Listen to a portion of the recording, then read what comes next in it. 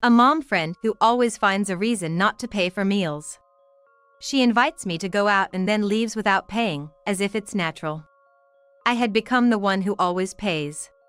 One day, she invited me to a hotel and said, "Pay $1,500.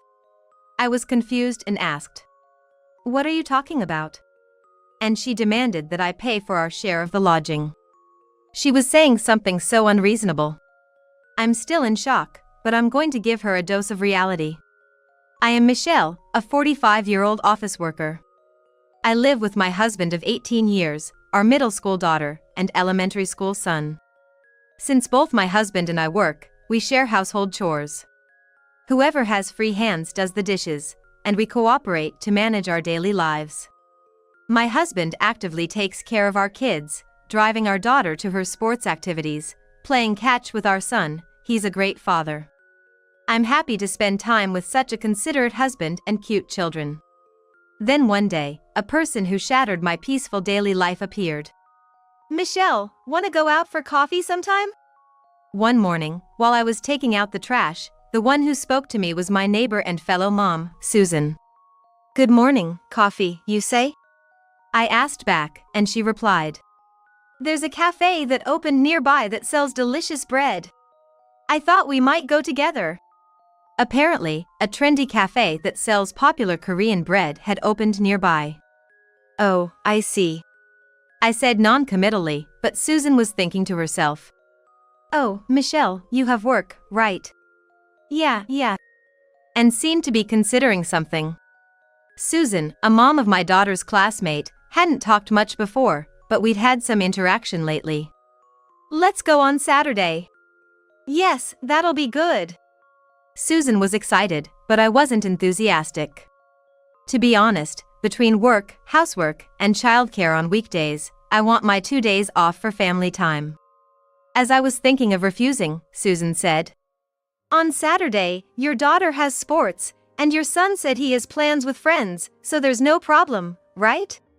I was surprised that Susan knew my children's schedules, and asked, "How do you know that?"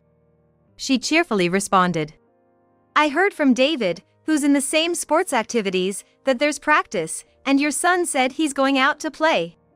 It became hard to refuse Susan, who was in such a good mood. "So, Saturday it is." She left after stating the date and meeting place, and I had committed to going to the cafe.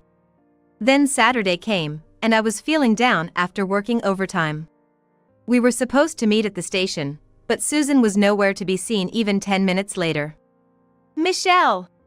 I saw Susan waving from a distance, looking cheerful.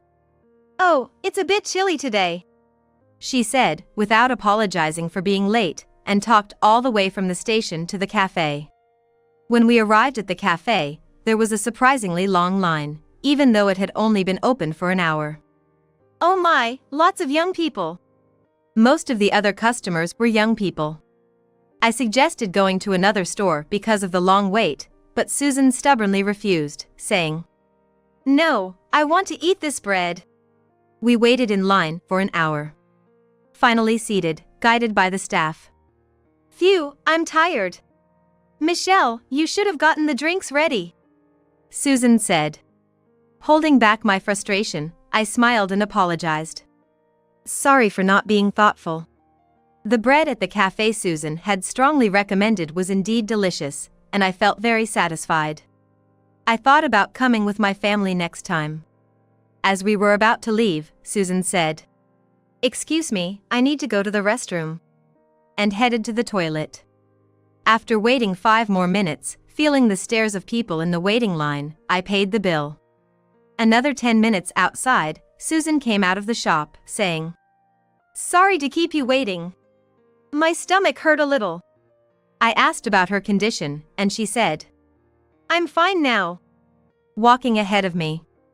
As I tried to speak, Susan cut me off and asked, "Hey, are you thirsty or something? What do you want? Come on, pick something."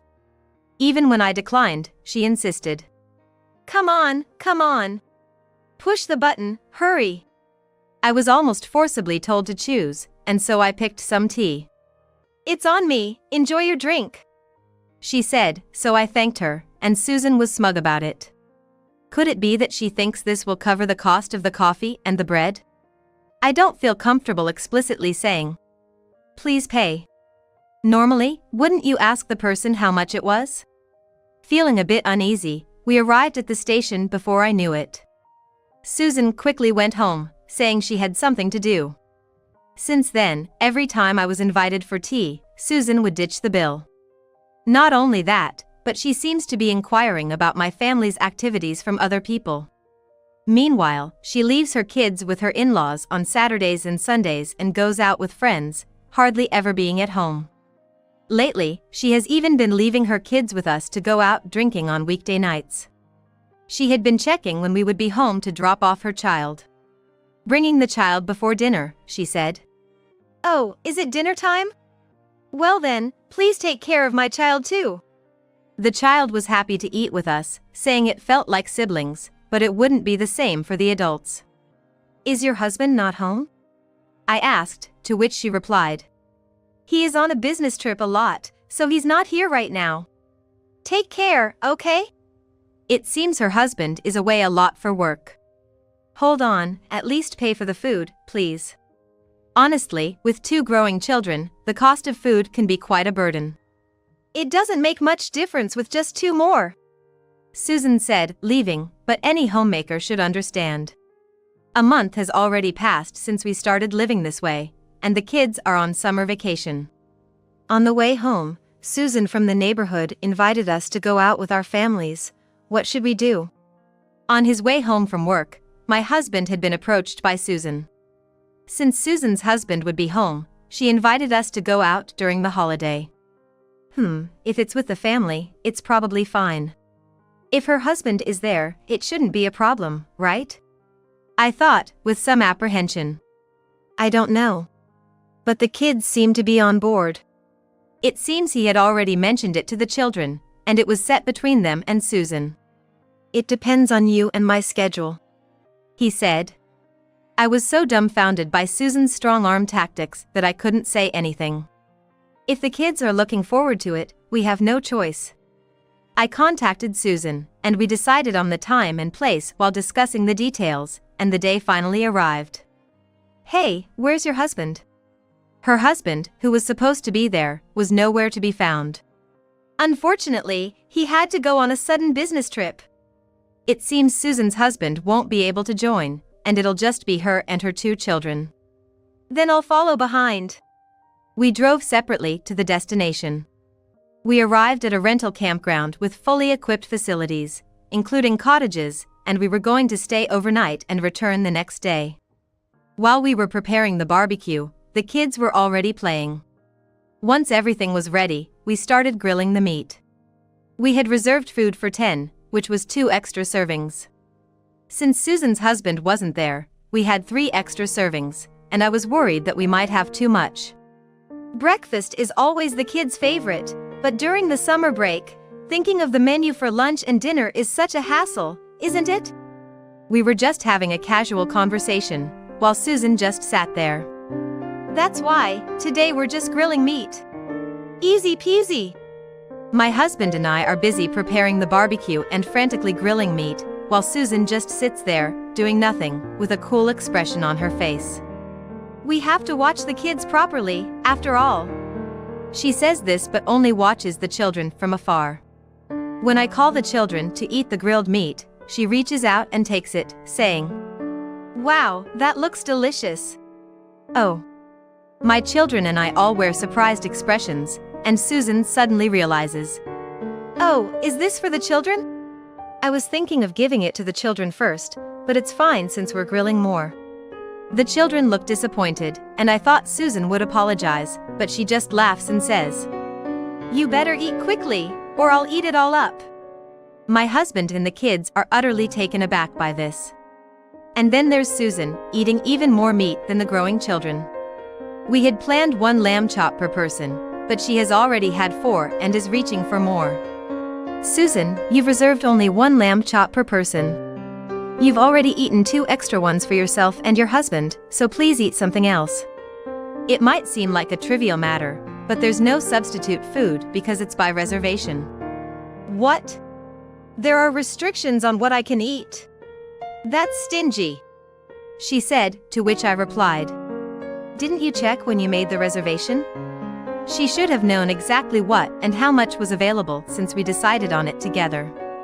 When we were planning, and we talked about ordering more because we have growing children, she said, "I don't eat much, I have a small appetite.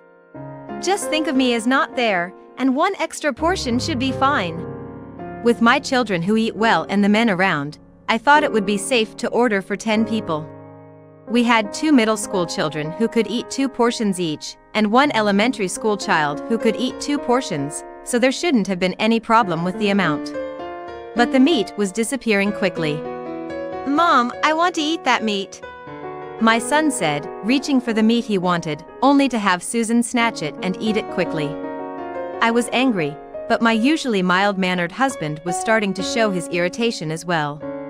The reason we couldn't strongly object was that Susan's children were also there. "Mom, don't act like a child," said Susan's daughter. "What are you talking about? Camping is all about survival, and survival means fighting over meat." The children seemed dumbfounded by Susan's childish behavior.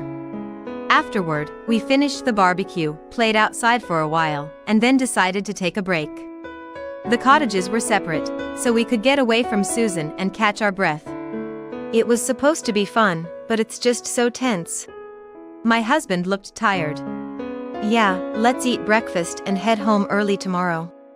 We spent the rest of the time relaxing with the family and greeted the morning. "Good morning."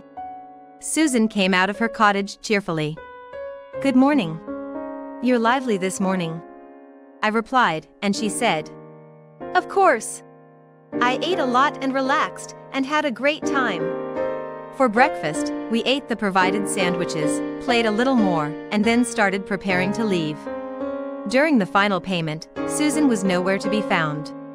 "Susan's not here," I told my husband, and we looked around, but Susan's children were also missing. "Hey, where's Susan and her kids?" I asked the children if they had seen her. "They said they were going to the restroom." Apparently, Susan told her daughter she was going to the restroom, and told the children to go to the restroom before leaving. "How would you like to handle the payment?" asked the cashier. "Please wait a little longer," I replied, and after waiting 10 more minutes, Susan still hadn't returned. "Isn't this taking too long?" I went to check the restroom. But Susan and her children were nowhere to be found, and her car, which was supposed to be parked next door, was gone too. "What?" My husband also looked surprised. It seemed that Susan and her family had already left. I couldn't believe it. I was on the verge of exploding with anger. To invite us and then run away without paying, it was enough to drive me insane. The total cost of the camping equipment, cottage accommodation, drinks, meat, and everything else came close to $900. Susan had confirmed the approximate amount at the time of reservation, and she had been the one who chose the place. She had rejected all the places I suggested and insisted that this particular place was perfect. Choosing a location that only allowed on-site payment seems like a premeditated act now. We decided to head straight to Susan's house. "Susan, please open up." After ringing the doorbell several times, Susan reluctantly opened the door. "Susan, why did you leave without saying anything?" I questioned. "Huh? Didn't I say I was leaving?" She pretended not to know. "Susan, you have to pay on the spot. Hand over the money," I told her a bit forcefully. "Oh, I forgot. But I don't have any money right now," Susan replied. "We confirmed the amount in advance, didn't we? You were the one who set the budget, Susan." I hadn't mentioned it before, but I couldn't keep quiet any longer. But she kept saying she had no money, so I asked what was going on. "I bought something I wanted before the camping trip. Look," she said, laughing and showing off what she had bought. "So you didn't have any money during the camping trip?" I asked, getting a bit irritated but continuing to question. "Yeah, I didn't have it when I reserved, so what?" I was fed up with Susan, who kept laughing without feeling sorry at all. You planned this from the beginning, I said, and she replied. Well, thanks to me inviting you, we had a great time. It's a win-win situation, isn't it? So I confirmed one last time. So you have no intention of paying? You're so persistent, it's embarrassing. I told you I don't have the money. When I get it, I'll pay you back. Or are you trying to squeeze money out of someone who doesn't have any? With no shame and an unapologetic attitude, Susan laughed, and I reached my breaking point. I see, understood. I went home without saying anything more and discussed the situation with my husband. Time passed, and Susan suggested, Michelle, a tasty restaurant opened nearby. Let's go. She acted as if the past incident never happened. I'm sorry, I'm busy, so I'll have to pass. I had been turning down Susan's invitations for the past few months. Losing patience, Susan approached me with an angry look. Hey, are you avoiding me? You're still holding a grudge over the camping thing? A few $100 or a few $1,000, so what? I can't believe you'd avoid someone over that, even if it were several tens of thousands. Susan ranted, infuriated and talking fast. Is that so? Susan, let's go to an inn next time. I suggested a trip to Susan. Huh? Oh, sure, you planned it? In that case, I'll have to coordinate with my family. Susan became cheerful. I told her my husband had given me some alone time and was thinking of going on a 2-night trip. When asked if my husband would mind taking care of the kids, I declined, saying he was busy. To the hesitant Susan, I said, I plan to stay for 2 nights from Friday. If it's difficult, I'll go alone. To which she replied, Wait, in that case, I'll leave them with my in-laws. Susan said she would leave them with her husband's parents and go on the trip. When I showed her the exterior of the inn, Susan became even more delighted. I'll book 2 rooms. There seems to be a spa and all. I told her about the inn, and Susan started to look up various things on her own. How about I invite my friends too? She said, so I told her I'd make the reservations all at once. A month later, the day of the inn reservation arrived. Susan and her friends were at my house, looking puzzled at me. Aren't you going to drive us? Sorry. I have to stop by my in-laws, so let's go separately. I said, and Susan reluctantly agreed, and we headed to the inn in different cars. Wow, I can't believe we're staying at such a lovely inn. Michelle, thank you. Everyone was amazed at the magnificence of the inn. Let's enjoy our free time then. Susan and her friends were having a great time, seemingly forgetting about me. The first day was just eating, bathing, and sleeping. After the bath, I ran into Susan and her friends having a huddled conversation. Hey, Susan. Are you sure about staying at such an expensive inn? Can you afford it? One of Susan's friends asked. Yes, it's all on me. Susan boasted. Amazing. It's over $1,000 per person per night. So generous. In that case, I'll turn off notifications for texts and calls, and spend time in this dream world until we leave the hotel. Susan said she would pay for 5 friends lodging in full, and everyone was getting excited. The morning of the second day, they went to the spa for massages, and were able to spend a meaningful time healing their everyday fatigue. I tried texting Susan, but she didn't read it or reply even by night. It seemed she was having a good time. Hello, Michelle, it's morning already. Cheerful Susan called. Yes, that's right. I replied, wondering why I was stating the obvious. You overslept, so it's your fault, right? We're going home first, so pay $15,000. Susan said something utterly unexpected. Huh? Oversleep? $15,000? What are you talking about? I didn't understand what she meant. The last one always pays, right? Susan said, so I replied. Yeah. I'm already home, though. Didn't you see my text? I had told Susan I was going home through text. Oh, I wouldn't be looking at my phone in such a fabulous, unreal place. I explained the situation to Susan. I went home on the second night. My mother-in-law seems to be feeling unwell, so I came to my parents' house early. Originally, I was only going to pick up the children and husband who were out playing, but as my mother-in-law wasn't feeling well, I decided to leave early. Why didn't you say something? Susan was angry. I told her that my husband contacted me late, so I texted her, and she asked, What? What about the bill? Thinking she was mad about me going home without paying my share, I said, Don't worry, I've already paid. Oh, right, that's fine then. We just have to return the keys at the front desk and go home. Susan said, her tone returning to calm. Well, yes.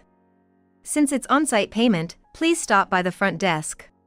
My part has been properly deducted. If the front desk handled everything properly, there shouldn't be a problem, I explained. You did pay, right? Susan asked again. Yes, I paid my part before I left, so it's okay. I replied. However, Susan's next words made me uneasy. What about our part? With this question, I was sure that Susan intended to make me pay. Please pay for yourselves. I heard after the bath that Susan, you were going to pay for your friends, right? Well, that's... Susan stammered. You're amazing. Honestly, I thought you were the worst kind of person for always disappearing when it's time to pay. So you really were going to pay back the money for the camp later. I misunderstood you, Susan, I'm sorry. I joked, building her up. Wait a minute. I cut off Susan's protest and said, Tell me all about your wonderful time when you get back. See you later. And I hung up the phone. When I got home, my worried husband asked, Are you okay? But I smiled and said, Yeah, I'm fine. Susan and the others seemed to have a great time.